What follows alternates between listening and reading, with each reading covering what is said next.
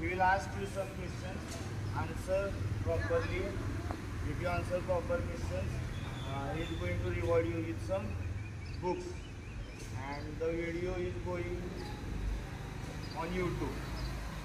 So answer properly, make proper stage expression. Please welcome him with a great round of applause. If you are comfortable, you all can sit down.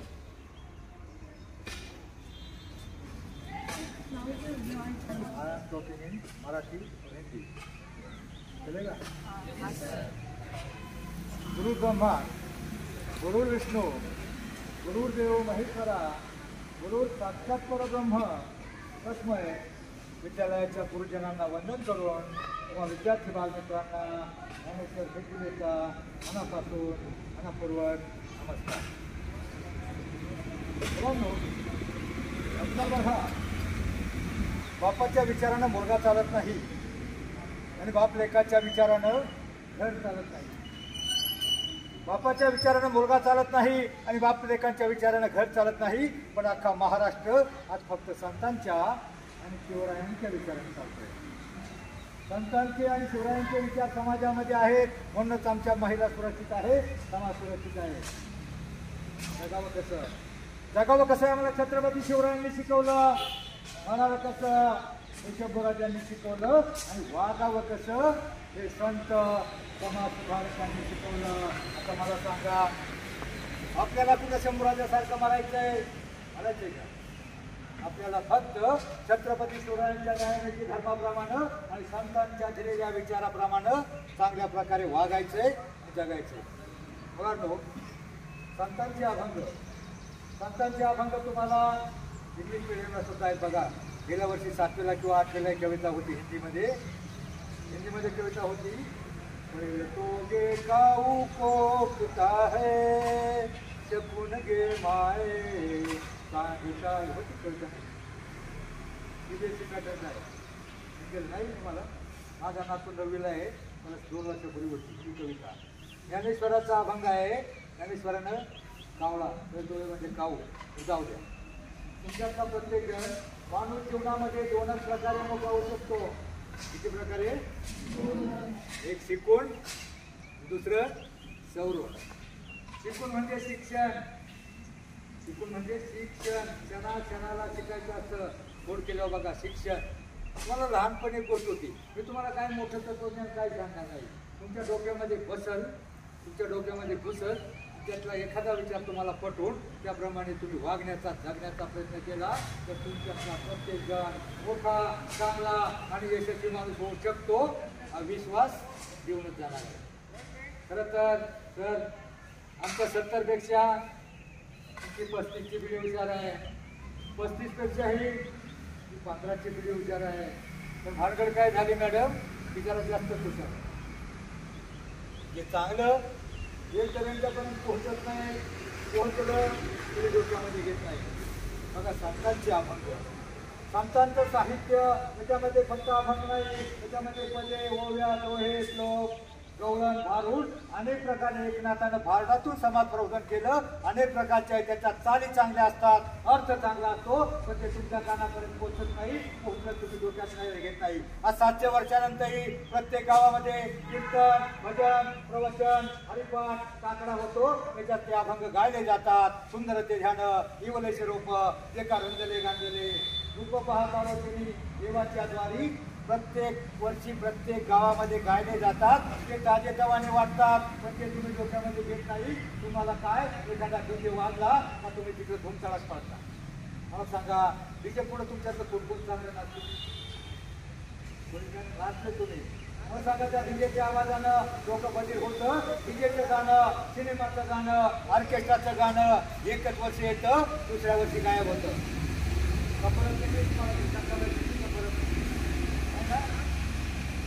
नंतर कोण आला, दुसऱ्या वर्षी शांताबाई गेली, ते गाणं famous झालं. ती पोरं त्या शांताबाईच्या घरापुढे जाऊन ती धूमसकाट नाचली. शांताबाई घराच्या बाहेर निघली नाही. ती गाणे दुसऱ्या वर्षी घेतली नाही. दुसऱ्या वर्षी कोण आला? एकनाथ, नामदेव, तुकाराम, श्रीनाथ, सावकार, कोण आला दुसऱ्या वर्षी? दुसऱ्या वर्षी आमचा आला बाबूराव. तो बाबराव पुराण दिसला का विटेवरती आढळराव आढळरावांचे म्हणजे संतांचे अभंग 700 वर्षानंतरही प्रत्येक गावात गायले जातात. काकडा भजन हरिपाठ परिपाठ गायले जातात. ते गाणे तेव्हाने वाटतात. त्याच्यातून आपल्याला काहीतरी घ्यायचं असतं ते तुम्ही डोक्यात घेत नाही. पण कुठेतरी डीजे वाजला का तुम्ही जेवायचं सोडून हात मागं फुटता आणि तिकडे जाऊन लुंगी डान्स करता. मला सांगा मला कोणी बोलवतं का? ऑर्केस्ट्राला या कोणी बोलत होतं का? तिथे पुढे या पण ते वाजता तुम्ही पण पुढे कीर्तन भजन प्रवचन काय असलं तुम्ही तिकडे जात नाही. तुमच्या गावामध्ये कीर्तन होतं ना, हरिपाठ होतो, जवळच्या मंदिरामध्ये हरिपाठ होतो. तुम्ही मंदिरात जात नाही, हरिपाठाला जात नाही, कीर्तनाला जात नाही. पण लहान लहान मुलं जातात कधीतरी. काही गेलेले की पाहिले शाळेतली मुलं शेवटच्या दिवशी असतात. दुपारी बघा याचं कीर्तन होतं, काल्याचं कीर्तन आणि त्यानंतर काय असतं भोजन. मग तुम्ही लाईनमध्ये जाता.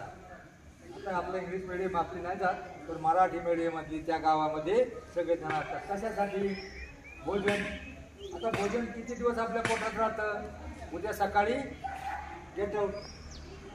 पण एखादा कीर्तन प्रवचन संतांच्या अभंगामधला एखादा विचार आपल्या डोक्यामध्ये नसला तर जीवनाच्या अंतापर्यंत आपल्याला नेतो, आपल्याला काढून नेतो. हरिपाठामध्ये 38 नंबरचा अभंग आहे, अवघाची संसार.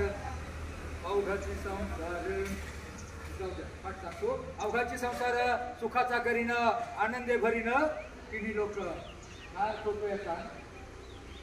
अवघाची संसार म्हणजे कोणाचा म्हटलंय? आपल्या घरातला म्हटलंय का? पप्पा मम्मी गुड्डी डुटू चौघांचा म्हटलंय का? अख्ख्या जगाचा विश्वाचा संसार सुखाचा करी आणि आनंद भरणे तिन्ही लोक म्हणजे घरातले 3 लोक नाही. स्वर्ग मृत्यू पाताळ सगळीचा आनंद निर्माण करी. अभंगाचा एक अर्थाचा अर्थ एवढा मोठा असतो. आयुष्यामध्ये फक्त 2 अभंग पाठ करा. एक अवघाची संसार जगाचा नाही स्वतःचा कळला तरी फार झालं. दुसरा एक सावता महाराजाचा अभंग आहे. सावता महाराजाचा अभंग माहिती आहे तुम्हाला? अवघी मिठाई माझी, कांदा मुळा भाजी, अवघी मिठाई माझी, कसूरबेटी कोथंबिरी, अवघा झाला माझा हरी, मोठ नाळा विहिरी दोरी, अवघी व्यापिली पंढरी, सावता म्हणे केला मला, विठ्ठल पायी गोयला गळा. सावता महाराजांचं गाव आलं. सोलापूरच्या पलीकडं पंढरपूरपासून 25 किलोमीटर गाव. पण कधी ते पंढरपूरला गेले नाही. पण ते आपल्या शेतामध्ये काम करता देवाचं नाव घ्यायचे, मोठ चालू करायचे, पाणी द्यायचे, शेत पिकवायचे, मळा फुलवायचे आणि मग सावता महाराजांनी काम करता देवाचं नामस्मरण करायचे, अभंग म्हणायचे, भजन करायचे. कामामध्ये काम, विठोबाचे नाम आणि त्यानंतर भजन पाहून भक्ती पाहून तो देव प्रसन्न झाला. त्यांना शेतामध्ये भेटायला आला. मला सांगा मग सावता महाराजांनी आपला देव कशात पाहिला? अवघी मिठाई माझी म्हणजे आपले विठ्ठल त्यांनी आपल्या कामामध्ये पाहिला. विठ्ठल सावता महाराजांनी आपला देव कामामध्ये पाहिला. आता मला सांगा तुमचा देव सध्या कशामध्ये आहे? कशामध्ये आहे? टीव्ही मध्ये? मग मोबाईलमध्ये आहे ना? टीव्ही मध्ये काय दिसणार तुम्हाला? टीव्ही मध्ये देव नाही दिसणार. टीव्ही मध्ये बघा तुम्ही अभ्यास गृहपाठ सोडून 8 ते 8:30 बघत असतात टोळटोळो. आणि मग तिथं काय शिकवलं जातं? ह्या बाईने त्या बाईची खोडी कशी करायची आणि दुसरी कुरघडी. याच्यापेक्षा वेगळी मालिका असते का? ही ते स्टोरी असते. आणि तिथं खलनायिका पहिले राक्षस दाखवायचे, रावण मोठे आगडबंब दाखवायचे. पण आता खलनायिका महिला झाल्या. एक महिलाने दुसऱ्या महिलेची खोडी कशी करायची आणि तिने कुरघडी. याच्या पण नका ते बघू. तुम्ही बघूच नका. तुम्ही टीव्हीतला टाइम कशात घालवा? घरातलं काम असतं ना. आई जे काम करते स्वयंपाक सगळे बनवायला शिका. शेतकऱ्याची मुलं आता शेतामध्ये काम करायला शिका. गाईला खाया घालायचं, वैरण कापायची, उपटून आणायचं आणि गाईचं तेल काढायचं शिका. परंतु टीव्हीतला टाइम बिलकुल घाल नका. एखादी मालिका नक्की बघा. पण अशा काही मालिका आहेत तुमच्या डोक्यात जातील. तुम्ही जर बघत असला ना तुम्ही मग टोळ बघत असता. तुझ्या हात जीवर रंगला आणि मग ते पुढली मालिका दाखवतं. काय दाखवतं? तुमचं डोकं मॅड होईल अशी मालिकेचं नाव आहे माझ्या नवऱ्याची बायको. बघायची कधी आपल्याला? नका बघू मालिका. मालिकाच्या ऐवजी तुम्ही घरातलं प्रत्येक काम करायला शिका. कोणत्याही प्रकारचं काम करायला शिका. वेगळं काम करायला शिका. एखादा कविता पाठ करा, अभंग पाठ करा, खेळायला शिका. चीनमध्ये 18 वर्षाच्या आतमध्ये मोबाईलला सुद्धा बंदी आहे. खेळून ती पोरं एवढी पदकं मिळवतात. मुख्य असतात आपल्यापेक्षा. तुझी पदकं का मिळवतात? तर त्यांच्या देशामध्ये हा तो टाइम घालवला जात नाही. मोबाईल 50% चांगला आहे. पण 50% वाईट आहे. टीव्हीतला 5% चांगला आहे. टीव्ही फक्त एखादी मालिका टीव्हीत चांगली असते. कोणती मालिका एक बघण्याजोगी होती? कोणती होती बघा? 2-3 वर्षापूर्वी होऊन गेली. स्वराज्य रक्षक संभाजी, बरोबर. एवढी मालिका बघा, कारण त्याच्यामधून आपल्याला देशप्रेम निर्माण होईल. देवधर्मान देशासाठी प्राण घेतले हाती, सुरामी सरदार आम्हाला काय कुणाची भीती, जगुनी म्हणावं मरुनी जगावं हेच आम्हाला ठावं. अहो देशासाठी 39 दिवस आमच्या राजांनी हार हार सोसले, चांबडी उधळली, रक्ताच्या कारंजे उडाले, पण आमच्या राजांनी शब्द काढला नाही, रडले सुद्धा नाहीत. त्या औरंगजेबाला लढवलं आणि याच मातीमध्ये ज्या औरंगजेबानं 39 दिवस आमच्या राजांना हार हार करून मारलं, त्या औरंगजेबाची भारतामध्ये कुठं पुण्यतिथी जयंती साजरी होत नाही, पण आमच्या राजांची प्रत्येक गावामध्ये जयंती पुण्यतिथी साजरी होते. छत्रपती शिवराय यांचा जयंती होतो. छत्रपती शिवरायांचा प्रत्येक कार्यक्रमामध्ये कार्यक्रम झाला का आपण भारत माताची जय म्हणतो. छत्रपती शिवाजी महाराज की का म्हणतो? आपल्याला कोणी म्हणतं का जय म्हणा? पण ह्या नावाचा भारत माता की म्हणल्यावर आपण जय जयकार करतो. छत्रपती शिवाजीचा जय जयकार करतो. का करतो? कारण माहिती आहे तुम्हाला? फक्त शूर होते म्हणून नाही. छत्रपती शिवाजी फक्त शूर शाहू, छत्रपती शिवाजी ते अनेक राजे राजा रामदेव राय, पृथ्वीराज चव्हाण, महाराणा प्रताप, मिर्झा राजे जयसिंग, ज्यांना छत्रपतीला तहामध्ये ज्याचे 23 किल्ले घेतले. छत्रपती शिवराय इतके सुरू होते. मग आपण जय जयकार करतोय का? मिर्झा राजे जयसिंग त्यांचा जय जयकार का होत नाही?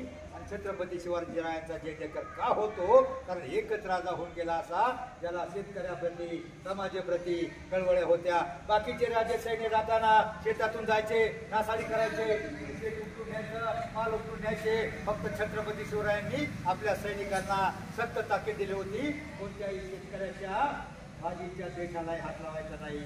शेतकऱ्यांना दुष्काळ पडला कर्ज द्यायचं, शेतकऱ्याचे 7-12 उतारे मिळवले ना ते छत्रपती शिवरायांच्या राजात राजवणी करून दिली. आणि मग शेतकऱ्याला वाटलं कुणीतरी आपला राजा आलाय.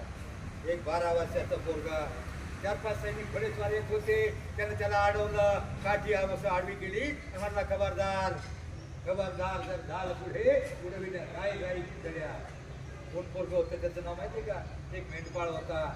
आणि त्याला शिवराय अडवलं 4-5 घोडेस्वारांना.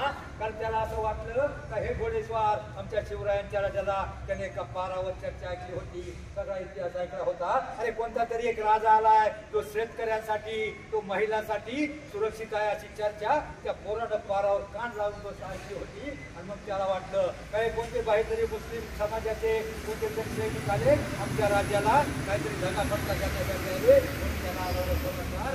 मग त्या राजाने खाली उतरले, राजाला त्याचं नाव विचारलं आणि त्याला आपल्या सैन्यात भरती करून घेतलं. आणि मग तो जो राजा त्यांना अडवलं होतं ना, तो खुद्द छत्रपती शिवाजी होते. या पोरानं का अडवलं होतं त्याला सगळा इतिहास कळला होता. अहो एक मुलगी 1982-83 ला भिवंडीमध्ये दंगल झाली. दंगल झाल्यावर एक मुलगी कॉलेजला 4थ्या वर्षाला मुलगी होती. ती मुलगी फार दिसायला सुंदर होती, मुस्लिम समाजाची मुलगी होती, बुरखा घालून चालायची आणि इकडं तिकडं रोडने जाताना बघायची नाही. बाकीची पोरं तिच्या सौंदर्यावर झळायची आणि पोरं तिची टुकारगिरी छेड काढायची, चिठ्ठ्या मारायची, छेडाछेड करायचा प्रयत्न करायची. पण ती मुलगी सरळ रेषेत शाळेला जायची, सरळ रेषेत घरी यायची. मग त्या मुलांना ती मुलगी भावात येत नव्हती आणि 15-20 मुलं तिचा पाठलाग करायची. पण काय झालं? 1983 ला भिवंडीला दंगल झाली आणि त्या दंगलीमध्ये कोण हात धुवून घेतात? ज्यांना सूर्यमारा करायचे असतात, तुकारगिरी लुटालूट करायची असते, ते दंगलीमध्ये जास्त असतात. पण ह्या 10-15 पोरांनी त्या दंगलीचा गैरफायदा घेतला. त्यांनी ठरवलं अरे ही पोरगी आपल्याकडे बघत नाही ना, आता दंगलीत फायदा घेऊन आपण काय करायचं ते करू. ते त्या 10-15 पोरांचं टोळकं त्या मुलीचं घर समोर होतं. त्या घराकडे निघाले, त्या मुलीच्या चाळीकडे निघाले. ते टोळकं येताना त्या मुलीने खिडकीतून पाहिलं. मुलीनं पाहिलं, अरे ही मुलं जी छेडाछेड करतात ती मुलं आपल्या घरात येतात. म्हणजे या दंगलीमध्ये तिने दार लावून घेतलं होतं. खिडकीतून पाहिलं, मुलं आपल्याकडे येतात. आणि मग जसं ती मुलं जवळ आली, तिनं मागचा दरवाजा उघडला, मागच्या दरवाजाला पाया लागली, मुलांना दरवाजा तोडला. दरवाजात मुलगी नव्हती, मागच्या दरवाजानं तिचा पाठलाग केला. 2-3 किलोमीटरच्या मुलांचा पाठलाग केला. पण मुलगी अगदी पळायला तुफान पळाली, दमछाक झाली. कोणत्या गलीत घुसायचं, अनेक घरात डोकावलं, तिला कोणत्या घरात घुसावं वाटलं नाही. एका निमुळत्या गल्लीमध्ये घुसली, एका खिडकीतून डोकावलं आणि मग तिनं दरवाजा वाजवला. दरवाजा वाजवल्यावर एक 25 वर्षाचा गबरू जवान त्याने दरवाजा उघडला. त्या दरवाजा धाडकन दरवाजा उघडला, आतमध्ये घुसली, आतून कडी लावून घेतली आणि कोर्टच्या खाली शिरली. शिरल्यावर आपले सगळे जे पोरं पाठला करत आले. पाहिलं, दरवाजा वाजवला आणि म्हणला, हे भैया इधर कोई लड़की आया क्या म्हणल्यावर त्यानं हेरलं. त्या जवानाला वाटलं नक्की छेडाछेड करायला आले. तो खोटं बोलला, नाही आले म्हणलं. ती पुढं गेली, परत फिरली, परत अर्ध्या तासाला आली. म्हणले, अरे भैया इधर कोई लड़की आई, इधर गई, जमीन खाई का आसमान खा गया. त्याला म्हणला, नाही आली. तो पोरगा खिडकीमध्ये उभा राहिला. कारण त्याला कळलं होतं की पोरं या मुलीची छेडछाड करणार आहेत, मुलीची इज्जत लुटणार आहेत, दंगलीचा गैरफायदा घेणार आहे. ती मुलगी खाटखाली जशी शिरली, पळून 2 तास दमली होती. 15-20 मिनिटामध्ये ती मुलगी कावटाच्या खाली झोपी गेली. परंतु तो मुलगा त्या खिडकीमध्ये पाहत किंवा बाहेर साईडला बसून रात्रभर जागला. आणि नंतर पहाटेच्या वेळेला त्या मुलीची झोप झाली, बाहेर आली आणि वाघिणीसारखी आळी पिळी दिली. मग तिच्या लक्षात आलं, आणि कुठे आहे, कुठे होते, काय झालं. आणि मग ती त्याच्याकडे बघितली, भैया माफ करना. तुम्हाला काय तू माफ करणार, रातभर सोयी पैदल खडा, तू आरामात झोपली, रात्रभर ताटळ कळलो. पण मला सांग, ती पोरं तुझ्या मागे लागली होती, मला कळलं काय करणार होते, म्हणून मी जागा राहिलो. पण तू मला सांग, तू माझ्या खोलीमध्ये घुसली, मी तर एकटा होतो, तू माझ्या खाटाखाली आयती सापडली होती, मी तुझं काही करू शकत होतो. मग तू माझ्या खोलीमध्ये का घुसली? तुला काय माझी भीती वाटली नाही? ती पोरगी म्हणजे नाही वाटली. 2 तास पळत होते, पळता पाहत होते, कोणत्या घरात घुसावा विचार करत होते, कुठं मी संरक्षण मला मिळेल, सुरक्षित राहील याचाच विचार करत होते. आणि ज्या वेळेला मी या गलीत परत आले, तुझ्या खिडकीतून डोकावलं आणि मग मला विश्वास आला. तुझ्या खिडकीतून डोकावलं, तुझ्या खिडकीतल्या पलीकडच्या भिंतीवर मला एका राजाचा फोटो दिसला. मग मला सांगायला लागलो, कोणता राजा असेल तो?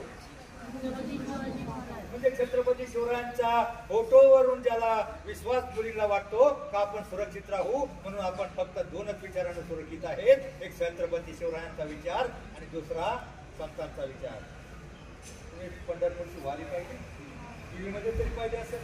किती माणसं असतात? गेल्या वर्षी 25 लाख होती, या वर्षी 38 लाख पब्लिक होतं. रेकॉर्ड ती फोनवरून हे केलेला. मला सांगा, गेले 22 दिवस दिंडी चालू होते. त्या 22 दिवसामध्ये तुम्ही अशी एखादी बातमी वाचली का एखाद्या महिलेचा विनयभंग झालाय वारीमध्ये? वाचली का? नाही. कारण तिथं प्रत्येक माऊली असते. आता तरी यावर्षी सरकारनं सोय केली, तंबू वगैरे राहुल्या दिल्या महिलांना आंघोळ करण्यासाठी. नाहीतर आमच्या महिला अगदी उघड्यावर सगळे कपडे काढून, म्हणजे वरचे कपडे काढून आंघोळ करायची. त्यावेळेला आमच्या वारकऱ्याला त्या महिलामध्ये माझी दिसत नाही, माई दिसते, आई दिसते, माऊली दिसते.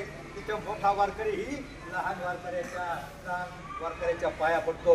कारण एकच समाज असा आहे, संतांचे विचार आणि हे विचार तुम्हाला सुरक्षित ठेवणार आहेत. पण माझी विनंती आहे, 2 अभंग आयुष्यामध्ये पाठ करा. तुम्हाला बहिणाबाईचे अभंग मन वढाय हे शिक्षणाला मास्टर डिग्रीपर्यंत असतात. संत तुकडोजी महाराजांचे अभंग असतात, तुकाराम महाराजांचे अभंग असतात, ज्ञानेश्वर महाराजांचे अभंग असतात, एकनाथ महाराजांचं भारूड सुद्धा शिक्षणाला असतं. आहे का नाही? भारूड विंचू चावला नाही का तुम्हाला? विंचू चावला हे भारूड. म्हणजे याच्या बघा, संतांच्या अभंगामध्ये फक्त अभंग कंटाळवाना नाही, अभंगामध्ये भारूड, भक्तिगीत, भावगीत, तिचे पुढे जी गाणी आहे ना, त्याच्यापेक्षाही याच्या चाली चावल्या असतात. गवळणी, एकनाथांच्या गवळणी, त्याच्यामध्ये समाज प्रभाजन होतं, भारुडामध्ये होतं. ते विचार डोक्यात घ्या. फक्त संता महाराज एक अभंग गाणा भाजी, त्याचा अर्थ डोक्यात घ्या. आपल्या वाट्याला जे काम आलंय ना, त्याच्यात देव आहे. मग आता मी तुम्हाला एक शेवटचा मुद्दा सांगतो. तुम्ही ज्या वारीमध्ये एकही बातमी पाहिली नाही, पण पेपर उघडल्यावर किंवा टी व्हीला प्रत्येक दिवशी बातमी असते. एखाद्या लहानच्या मुलीचा विनयभंग केला, चॉकलेटचं आम्ही दाखवलं, मोठ्या मुलीला मोबाईलचं आम्ही दाखवलं, मोठ्या मुलीला लग्नाचं आम्ही दाखवून आमच्या देशातल्या अनेक मुली किंवा अनेक महिला रागवल्या जातात, छळवल्या जातात, अत्याचार केला जातो. परंतु आमच्या संतांच्या विचारामध्ये 38 लाख लोक होते. एकाही गेल्या 25 दिवसामध्ये एकाही महिलेचा विनयभंग होत नाही. अहो, प्रत्येकामध्ये माता निर्माण होते. परस्त्री मानावे माते समान ही संतांची शिकवण असते. आमचा सोहळा पाहण्यासाठी मुलींनो तुम्हाला सांगतो, आमचा सोहळा पाहण्यासाठी बाहेरच्या देशातले 15 ते 20 हजार लोक येतात. कोणती लोक असतात ती? हाफ चड्डी, हाफ पॅन्ट. आणि तो चेहरा आमचा सोहळा पाहण्यासाठी बघा, वाखरीपासून पंढरपूरच्या मंदिरापर्यंत लाईन लागलेली असते. लाईन लागलेली असते. एका बाजूला ज्ञानोबाची पालखी, एका बाजूला तुकोबाची पालखी, आणि मधल्या डिव्हायडरवर भूक लागते का? मॅडम सांगा बरं का कधी बंद करायचे, कारण मला भान राहत नाही. 3.5 तास पोरगा हलणार नाही. 5 मिनिटं राहिली. आहे ना ते बाहेरची लोक, की हाफ चट्टी हाफ पॅन्टवाली, त्यांना नवल वाटतं. अरे गालानी लोक, की मळकाटलेल्या कपड्याची लोक, की टोपीवाली लोक, त्यांना कसला एवढा आनंद मिळतोय.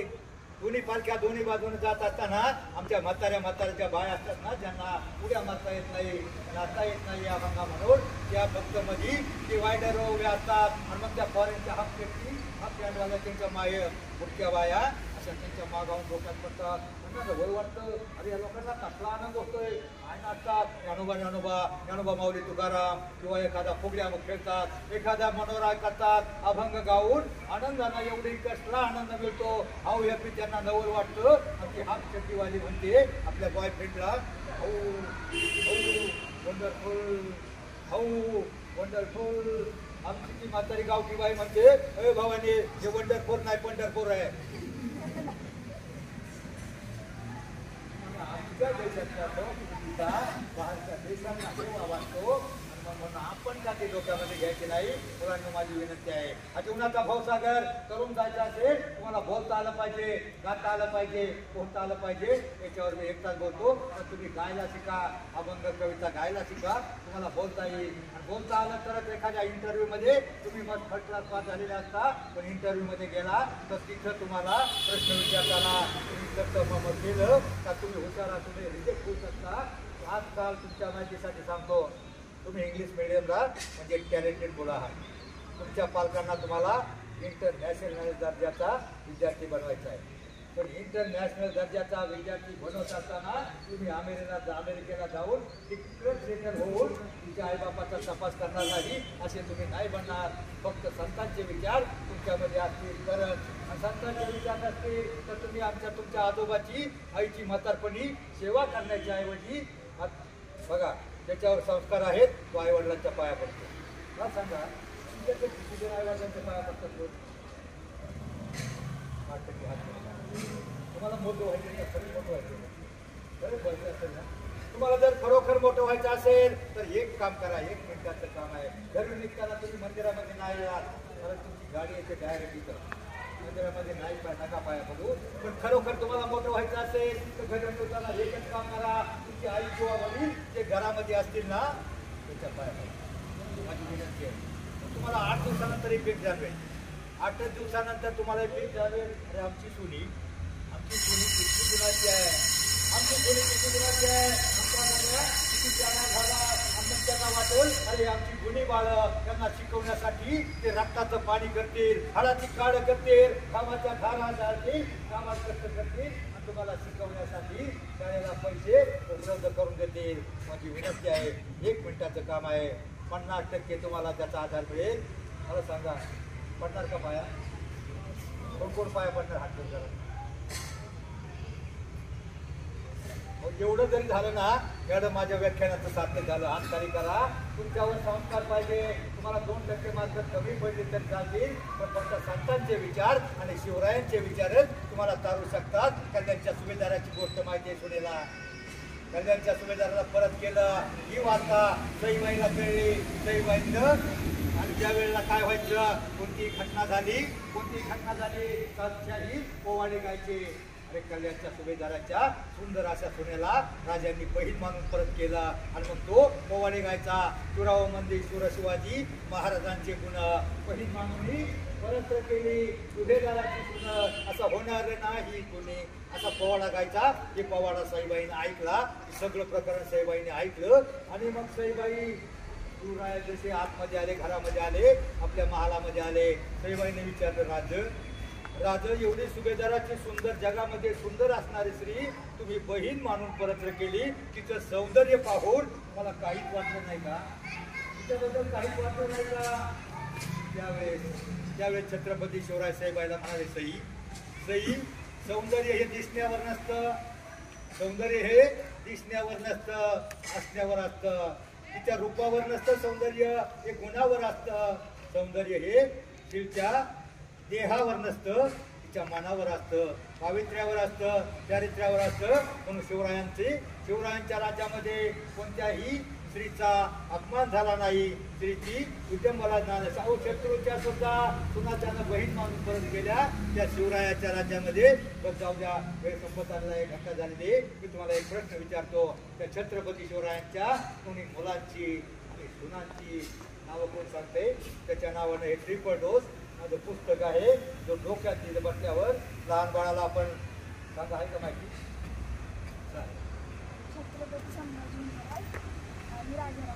संभाजी महाराज आणि राजाराम महाराज आणि सुनांची येसुबाई आणि तारा. टाळ्या वाजवायच्यासाठी हे पुस्तकावर तुझं नाव लिहायचं आणि लायब्ररी हे फक्त व्याख्यानाचा संग्रह आहे.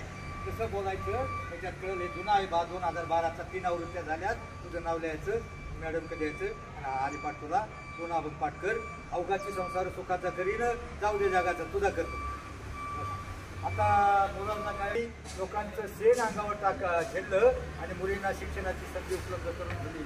आणि महात्मा ज्योतिबा फुले शिक्षणाचं महत्त्व सांगताना विद्येविनामध्ये गेली, पतीविना नित्य गेली, नित्यविना वित्त गेले, वित्ताविना शूद्र खचले, अवघे अनर्थ या अविद्येने केले. ते महात्मा फुले आणि क्रांतीबाई सावित्रीबाई फुले यांच्या मानसपुत्राच्या मुलाचं नाव काय सांगता येते का कोणाला?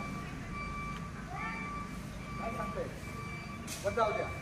तुम्हाला छत्रपती शिवरायांचं डॉक्टर बाबासाहेब आंबेडकर ज्यांनी आपली घटना लिहिली जगायचं कसं, त्यांच्या मुलाचं नाव काय? त्याच्याविषयी 8 वर्षापूर्वी एक पिक्चर फेमस झाला होता. त्या पिक्चर मधल्या हिरोचं कोणता पिक्चर? तुम्ही अभ्यासामध्ये सैराट व्हा, तसं सैराट होऊ नका. कोणता पिक्चर? सैराट बघितला का तुम्ही? हां, दोनदा बघितला काय? बरोबर. त्याच्यातल्या हिरोचं त्याच्या मित्राचं नाव सांगा पटकन. तुम्ही लेट होता जेवायला, खूप पोटात कावळे कोकरतात. कोणाला माहिती? सांग पटकन. काव कोकताय, वर्षाने लागले. आता काय करा मला व्हायच्यासाठी फक्त हात टाळला होता. आता मला सांग, मला डॉक्टर बाबासाहेबांच्या मुलाचं तुला नाव माहीत नाही, महात्मा ज्योतिबा फुलेंच्या मुलाचं नाव तुला माहीत नाही. मग त्या लागल्याचे मग त्याचं तुला काय करायचं? भेट करायची का? मॅडम, जे गरजेचं आहे ते मुलांना सांगा. तुमच्या घरी तुम्ही दूध घेता का? दूध घेता ना? गवळी आपण बघतो मॅडम, आपण बघतो गवळी फुल मापत टाकतोय का अर्धी मापत टाकतोय? आपलं लक्ष असतं गवळी पुढे टाकत असतो, पण थोडं हिंकळलं ना तो एक्स्ट्रा माप टाकतो आणि ते एक्स्ट्रा माप आहे ना ते थोडं जास्त अर्ध माप एक्स्ट्रा टाकतो. आणि आपलं लक्ष असतं या गवळ्यानं अर्ध माप एक्स्ट्रा टाकले, आपल्याला आनंद वाटतो, समाधान वाटतो. मॅडम, ते एक्स्ट्रा माप आहे ना, तुम्हाला पगारापेक्षा तुम्ही जास्त शिकवताय मला माहीत आहे, पण जे एक्स्ट्रा माप टाकायचं आहे ना त्या मला संस्काराचं टाका.